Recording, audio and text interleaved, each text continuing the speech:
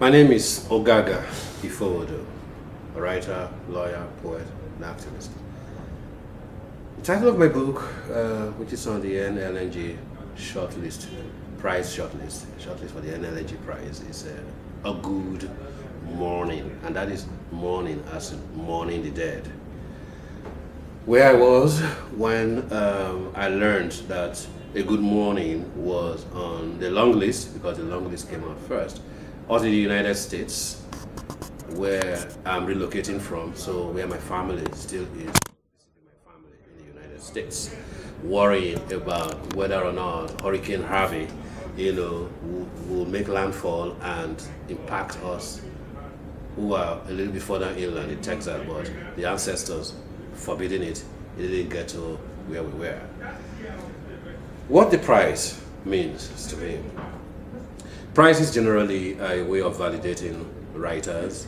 A writer labors at midnight, at any hour, alone. Is usually a combat between him or her and the muse, and then finally gets the work out, and a prize, being on the short list or long list, is one way that the audience out there, the readers out there, send word back to say that labor of many nights, many days, many hours, or countless hours, has somehow registered, has somehow struck a chord, with the reader. So to that extent, it is some kind of validation of the writer. I was delighted to hear I was on the long list, simply because, other things considered, this is the most prestigious prize for literature, not only in Nigeria, but on the African continent, and perhaps anywhere else, by sheer size of the prize money. It is not very often that you see a prize that is worth $100,000 for a single work, not for lifetime achievement, for recognition, for a career in writing, but for a single work. So to that extent, it's a work that seeks to put a value on the work of the writer beyond what we are ordinarily accustomed to, especially in this part of the world. And what I will do with that money, if I win, I can't say right away that there's no shortage of worthy causes to devote the money to.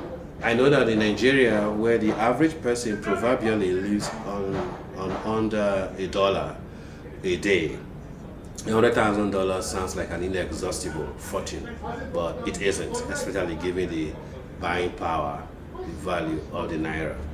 But it can still solve some problems. A prize generally of this nature should be one that takes some immediate concerns and burdens of the mind of the writer, so the writer can concentrate on writing, on revising, on doing the thing that brought him or her on the long list and short list, and eventually winning the prize in the first place. Remove some of those quotidian needs that often burden writers, and then, if possible, devote it to maybe ensuring the near future a little bit. $100,000 cannot start a revolutionary party, in Nigeria and make it compete with the other parties. $100,000 may certainly prevent the landlord or landlady from putting down the neck of the poet while she composes the next poem for at least maybe 2, 3, 4 years. So that is one concern that this prize will be addressing. But I don't think I can buy a plot of land in Lekki, but it can begin to make a serious down payment, towards that. But that said, there are a few other causes that I might think of being involved in, even though a literature prize is not a prize for charity, to then save the world, to then solve the charitable needs of the world. One pet thing dear to me is literary workshops, for secondary school students.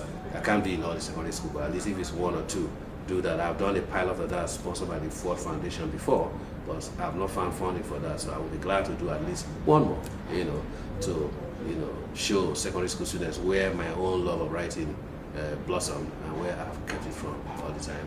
Or maybe a prize for poetry. in the secondary school. But there will be a number of suggestions. I'm sure. I'm sure people have. Somebody has already composed a list, so maybe I will take a look at that list. If, as the ancestors have told me, I win the prize.